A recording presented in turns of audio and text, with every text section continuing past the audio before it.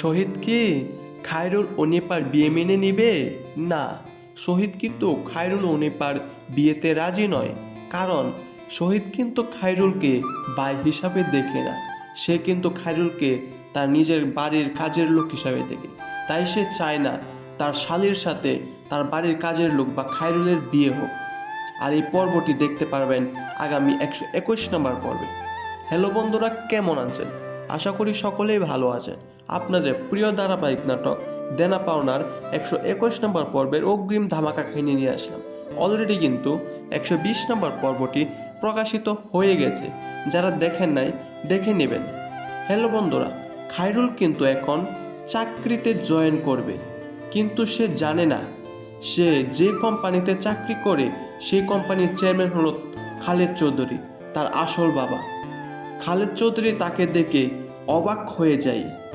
এখন খায়রুলকে সে অফিসে ডেকে প্রমোশন দিতে চায়, কিন্তু সেই প্রমোশন সে না নিয়ে তার মায়ের চিকিৎসার জন্য খালেদ চৌধুরীর কাছে তার বেতনের অ্যাডভান্স চাই বা অগ্রিম টাকা নেই তার মায়ের চিকিৎসার জন্য। আর খালেদ চৌধুরীও রাজি হয়ে যায়, কারণ সে তো জানে খায়রুল হচ্ছে তার ছেলে। আবার খায়রুল যখন ছুটি চায় বাড়িতে যাওয়ার জন্য, তখন খালেদ চৌধুরী বলে যে আমাকে নিয়ে চলো, আমার গ্রাম খুবই ভালো লাগে। তাই খালেদ চৌধুরীকে নিয়ে সে গ্রামে চলে যায়, সে গ্রামের বাড়িতে যায়। কিন্তু খায়রুল তো জানে না খালেদ চৌধুরী হচ্ছে তার আসল বাবা। আর এদিকে শহীদ বাড়িতে চলে এসেছে।